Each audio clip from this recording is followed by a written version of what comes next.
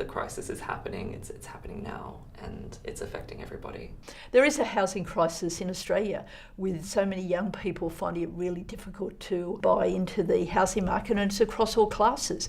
Right now, for young people from 25 to 34, less than 30% own their own home. Many people have just given up. As a whole, I think Sydney has seen some major growth. Since last year, we've seen an increase of 18.4%, which has been the highest growth since 14 years of the property market. It's going to be really hard for first home buyers to get into the market, especially seeing that growth. As a student, I wasn't able to afford in the rental market by myself, at least. Now, yes. Back then, when I wasn't financially stable, no. And it's only now that I've sort of begun to dig my roots into finding a proper career. The reason I moved on to campus was to be closer to my class. As a student, I wouldn't be able to afford rent by myself. Each year in Australia, at some time, 300,000 people will be homeless. And those people are largely out there fending for themselves, just trying to get by, sleeping on somebody's couch down in Belmore Park, not far from my office here. I was lucky enough that my parents were able to take me back in, and they don't live too far away.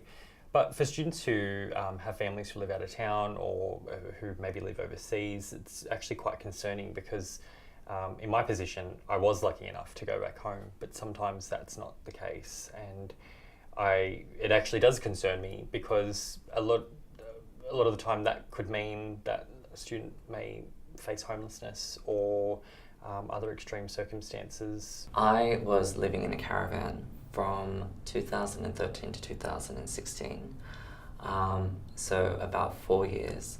And the reason for that is because the house prices in Sydney were absolutely ridiculous. The security door in the garage was never fixed in that particular period, so anyone could simply walk up and jimmy the garage door open and enter into the villa if they wanted to.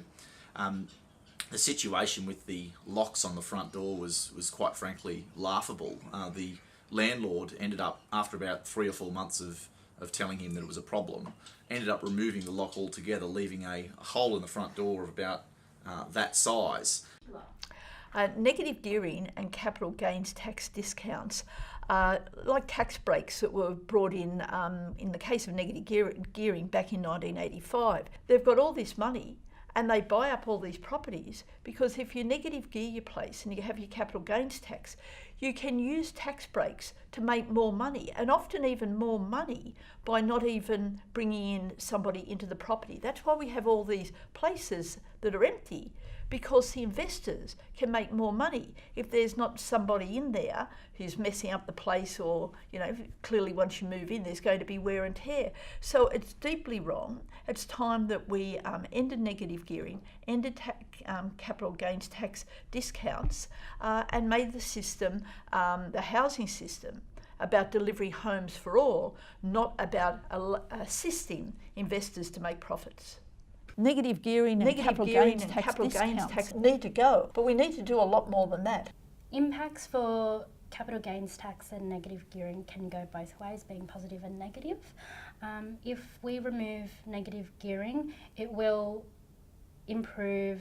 At the moment, there's a concession for the stamp duty and a $10,000 grant for first home buyers, which sort of alleviates that hardship.